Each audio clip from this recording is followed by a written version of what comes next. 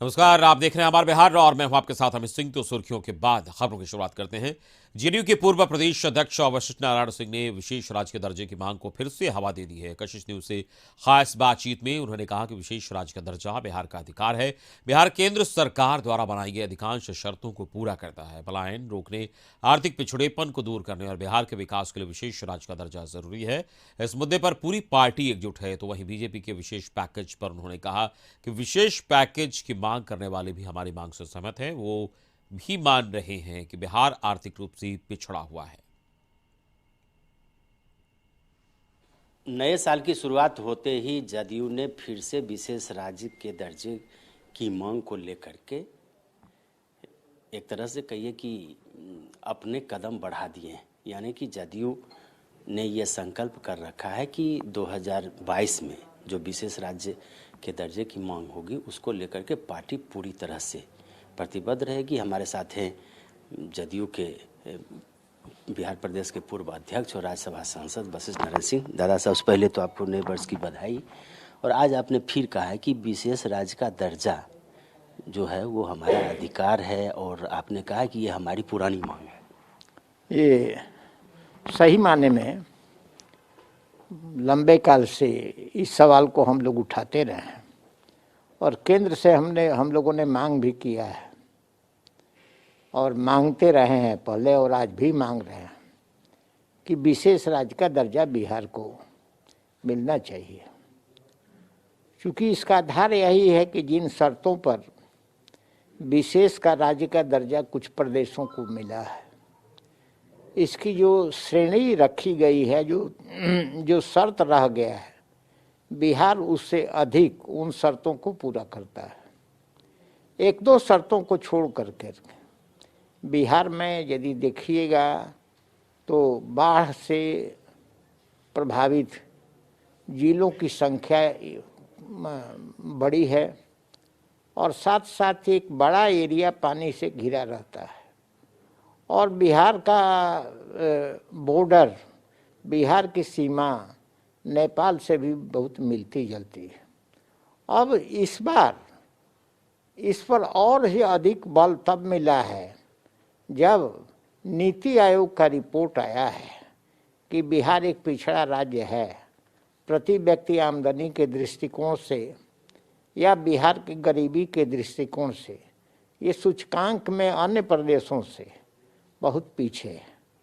यानी बिहार के प्रति व्यक्ति की आमदनी यदि पंजाब से करिएगा, पंजाब के लोगों से, तो बहुत ही कम है।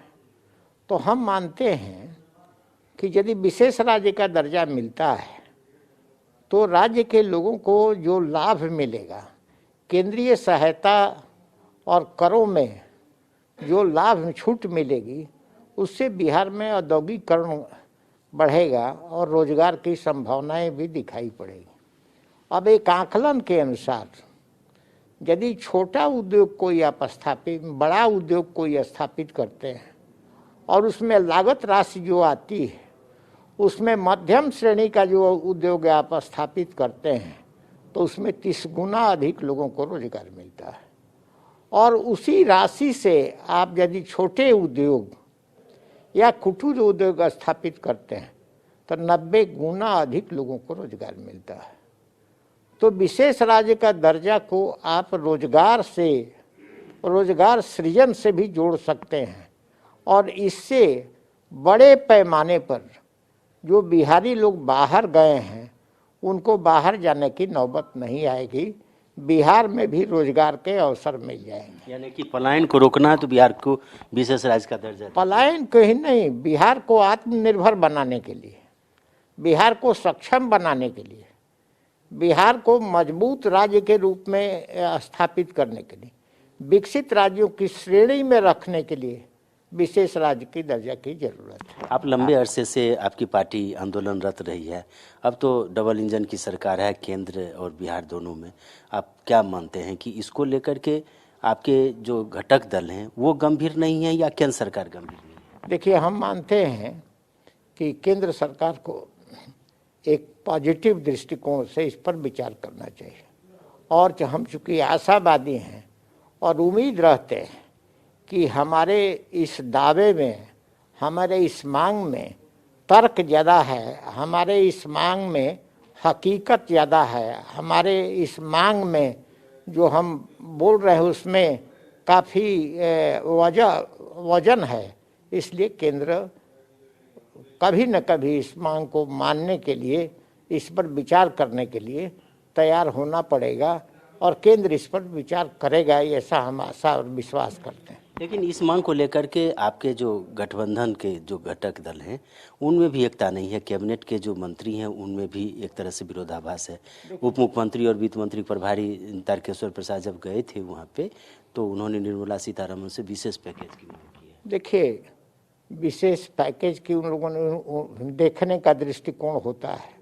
इस पर तो मान लीजिए कोई भी विशेष पैकेज की बात करता है तो यानी वो मानता है कि बिहार में गरीबी है, बिहार में पिछड़ापन है, और इस वजह से यदि वो मांग करता है तो हमारे दावे को और अधिक बल मिलता है कि भाई विशेष राज्य के दर्जा ज़्यादा वजनदार है, ज़्यादा तार्किक है और ज़्यादा इसके अंदर जो दावे को पुष्ट करने के लिए प्रमाण है वो ज़्यादा प्रमाण मिल रहा है। क्या करेंगे 2022 में इस मांग को लेकर?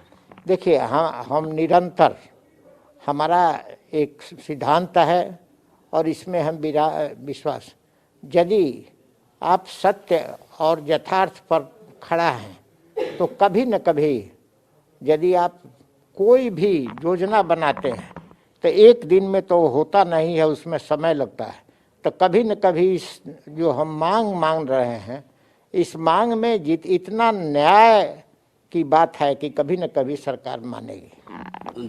साल के शुरू होते ही आपने एक तरह से कहिए कि विशेष राज्य के दर्जे की मांग उठाई है।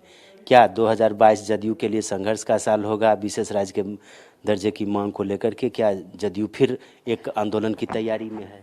आंदोलन की बात तो मैं नहीं कहूँगा, आगे की रणनीति पर जरूर विचार होगा, लेकिन हमारा मांग वाजिब है और इसको लेकर के निरंतर रूप से हम लोग प्रयास करते रहेंगे, इसकी रणनीति पर विचार करते रहेंगे। आप लोग बैठे थे संसद का जब सत्र चल रहा था शीतकालीन, सदन के जो नेता हैं और सभी सांसद बैठे थे, इस मुद्दे को लेकर के क्या फिर प्रधानमंत्री से मिलने की बात है क्या?